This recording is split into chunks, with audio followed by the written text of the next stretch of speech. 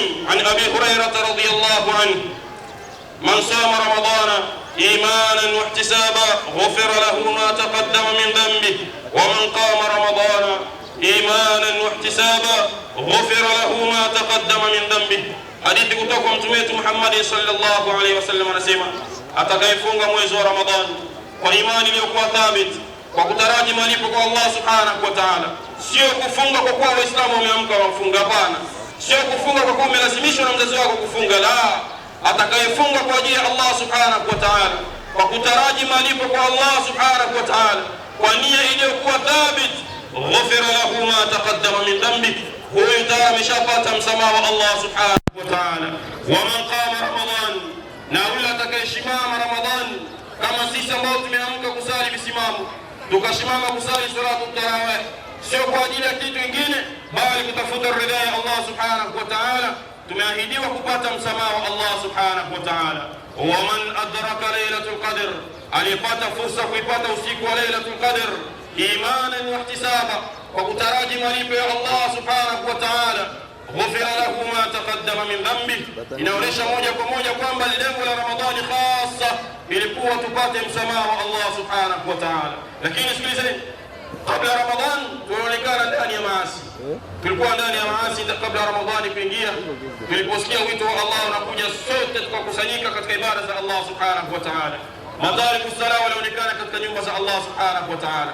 Washirikina waliachana na shirki zao kwa kurejea kwa Allah subhanahu wa ta'ala. Lakini sikilizeni tambihi, Allah anasema nini? Walladhina idha fa'alu fahishatan aw dhalamu anfusahum dhakaru Allah fastaghfaru li dhunubihim. Naam, ndio hao sisi wale ambao tulikosea kabla Ramadhani kuingia, lakini Ramadhani ilipoingia dhakaru Allah, tukawa pamoja kutafuta istighfar, kwa kutafuta ridha ya Allah subhanahu wa ta'ala, kwa kusali, kwa kusoma Qur'an, kwa kufanya mambo ya khairati tofauti. Dhakaru Allah, tukamtaja Allah subhanahu wa ta'ala kwa wingi. Fastaghfaru li dhunubihim, kisha tukataka msamaha kwa Allah subhanahu wa ta'ala. Naam, madarasa tofauti tumefundishana tulipokuwa tunaitafuta Lailatul Qadr, sote dua ilikuwa ni moja, Allahumma innaka afuwun tuhibbul afwa fa'fu anni. Sote tumetaka msamaha kwa Allah subhanahu wa ta'ala, na hasa wenda tukawa tumepata msamaha wa Allah subhanahu wa ta'ala. Lakini sikilizeni, Allah anauliza, wa man yaghfiru dhunuba illa Allah, ni nani mwenye uwezo, nani mwenye pouvoir kuweza kusamehe madhambi ya mja isipokuwa Allah subhanahu wa ta'ala? Wapi pengine mnapopeleka madhambi yenu isipokuwa kwa Allah subhanahu wa ta'ala?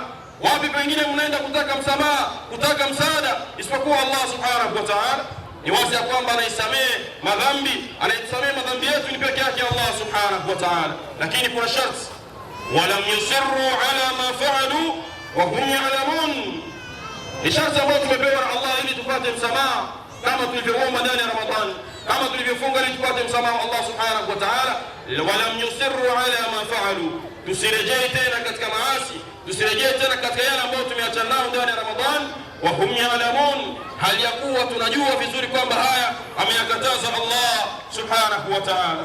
Ibadallah, hani'an lakum, i'lamu annana fi yawmin 'azim, tambueni ya kwamba leo ni siku yetu tukufu.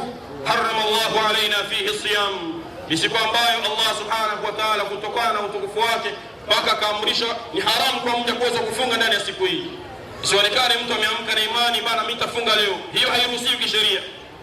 Innahu yawm farhin wasurur, ni siku ya furaha, siku ya cheko, siku Waislamu wamekusanyika kwa ajili ya kusherehekea Eid yao, siku ambayo yawm at-tashriq wa yawm aklin wa shurbin wa dhikrillahi azza wa jalla, ni siku ya kufurahia, siku ya kuwa pamoja na familia zetu, siku ya kumdhukuru Allah subhanahu wa ta'ala, siku ya kusherehekea kwa pamoja ndani ya familia zetu. Naam, Allah subhanahu wa ta'ala ametupa ruhusa ya kuweza kusherehekea Eid mbili katika mwaka mzima.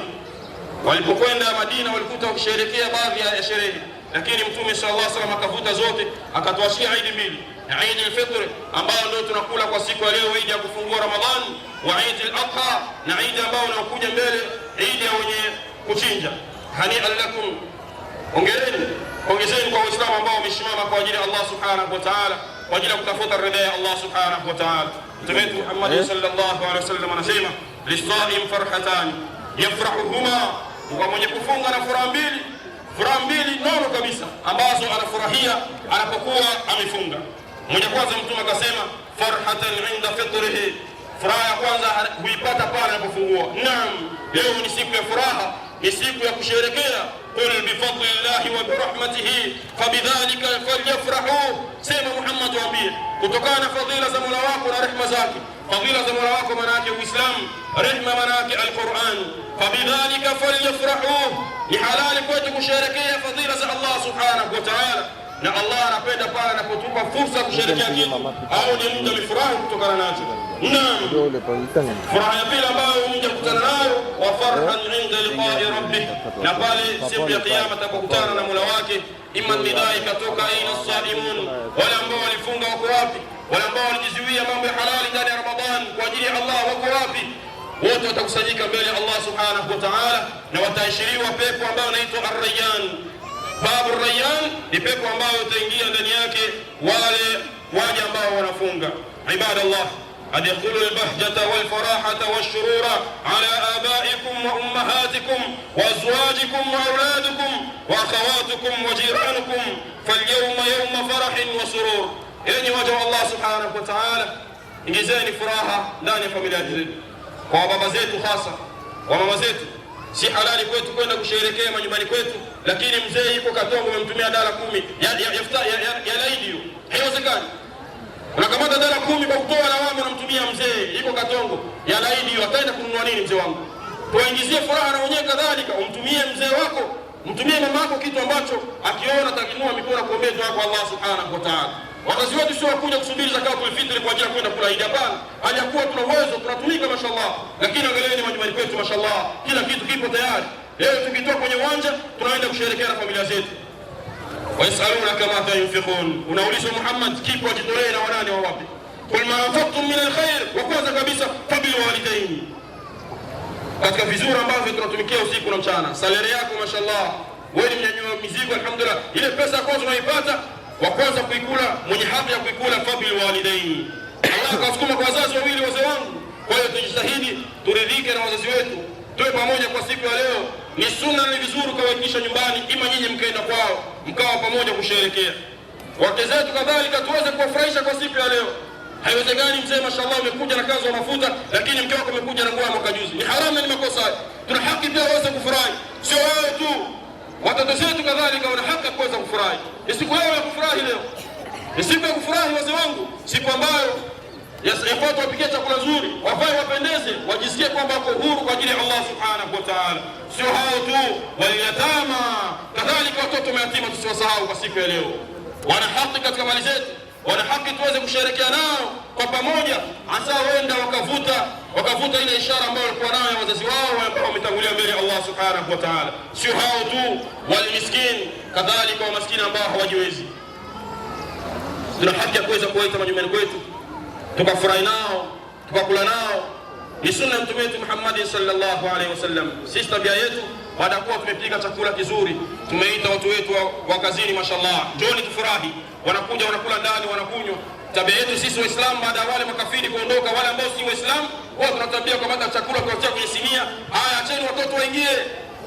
Wengine wanaenda kwenye masufuria, wengine wanaachia ile ambavyo majamaa zako wameacha, ndio wawapa watoto mayatima. فليخشى الذين لو تركوا من خلفهم ذرية ضعافا عليهم فليتق الله ربه. Jua kwamba na wewe kuna siku utaondoka mzee wangu, kuna watoto wawili watatu utawaacha mayatima. Angalia hali gani utakaoacha wewe ndugu yangu. Ibadallah, Allahu akbar, Allahu akbar, Allahu akbar, Allahu akbar, la ilaha illa Allah, Allahu akbar, Allahu akbar walillahi alhamd. Na wahusia kutokana na suala zima la kuhifadhi amana ya Allah subhanahu wa ta'ala, ambao ni dini ya Allah subhanahu wa ta'ala. Baada ya kufunga usikana, baadaye tukaribisha saumu yetu. Naam, kwa kurejea kwenye ushirikina na kadhalika. Dhambi chafu na mbaya mbele Allah subhanahu wa ta'ala ni dhambi ya shirki. Ikawa kwamba umefunga mashallah, umeshtolea sadaka tofauti, umetenda mambo ya khairati ndani ya Ramadhani, ukimshirikisha Allah kadogo tu, yale yote yanakuwa ni bure mbele ya Allah subhanahu wa ta'ala. Wanaambiwa manabii, sio sisi, walau ashraku, laiti manabii wangemshirikisha Allah subhanahu wa ta'ala, habita anhum ma kanu ya'malun, yale yote wamefanya kwa ajili ya Allah subhanahu wa ta'ala, Allah angebatilisha. Kwa zetu kuna tabia ya ushirikina, unaona ashenaka nako shirki sawa sawa, iwe ndogo iwe kubwa, inabatilisha matendo ya mwanadamu na inamfanya Muislamu atoke kwenye Uislamu. Ibadallah, na wasieni wale ambao tulihifadhi ibada zetu za sala, hafidhu ibadallah ala salatikum khamsa, tulionekana katika nyumba za Allah. Alhamdulillah, tulikuwa tunapendeza, ibada tulifanya kwa utulivu katika nyumba za Allah. Ukija dhuhuri na fajiri sawa sawa, ukija asri na magharibi, waislamu wamejaa, walitekeleza ibada ya Allah subhanahu wa ta'ala bila kulazimishwa. Kwa hiyo yafaa tuendelee kuhifadhi ibada ya Allah ambayo ni salah. Awwalu ma yuhasabu bihi al-'abdu yawm al-qiyamah as-salah, jambo la kwanza kabisa ambalo mja atahesabiwa mbele ya Allah subhanahu wa ta'ala ni sala. Wazee wangu, ikiwa kwamba utakuwa umeharibisha ibada yako ya sala, jua kwamba wewe ni mwenye hasara mbele ya Allah subhanahu wa ta'ala. Rawi al-Bukhari wa Muslim an Abi Hurairah radhiyallahu anhu qala ara'aytum law anna nahra bi babi ahadikum yaghtasilu minhu kull yawmin 5 marrat hal yabqa min daranihi shay min ba'di ayyam. Mtume sallallahu alayhi wasallam kana jalisan ma ashabi, alikuwa amekaa pamoja na masahaba zake, akawauliza maonaje ikiwa kwamba mmoja wenu mtu utapita mbele ya mlango wake, sawa sawa kalima bega ambayo tunayo hapa, ikawa inapita mbele ya mmoja wetu, kisha sio hiyo tu, akawa anaoga humo mara 5 kwa siku. Asubuhi anaamka anaoga ndani ya kalima bega, ikaeneza siku anaenda kuoga mara 5 kwa siku. Mtume anasema hal yabqa min daranihi shay, je, kuna uchafu wote ule ambao utakaobaki kwenye mwili wake? Masahaba radhiallahu anhum wakamuuliza, wakamwambia la yabqa min daranihi shay, tunatini kwamba mtu akioga mara 5 kwa siku hawezi kubakia na uchafu wote kwenye mwili wake. Mtume sallallahu alayhi wasallam akamwambia fadhalika mathalu salawati al-khams, huo ni mfano wa ibada yenu ya sala 5 ambazo mnasali kwa siku. Yamhu Allahu bihinna al-khataya, Allah huvuta madhambi kutokana na ibada hizo ambazo tunasali mara 5 kwa siku. Ibadallah, tukija kusali dakika 5 pekee yake, 10 zimezidi, hasa wenda ni salatul jumaa dakika 30. Angalia maisha yako mzee wangu, hauna kazi, hauna nini. Vijana tunalalamika usiku na mchana. Vijana ameshamaliza masomo mashallah, alimalizia Burundi, Bukavu na kadhalika, ana degree tofauti, ameshaandika demanda pro, fasi yote ameshaandika, hajakubaliwa. Lakini ukimwangalia huyu ni tayari kusala mzuri, baada ya Ramadhani kuondoka watabakia ni safa moja au mbili msikitini. Wamekwenda wapi hapa? Aqulu ma tasma'un fastaghfiruhu innahu huwal ghafurur rahim wa huwal barrul karim.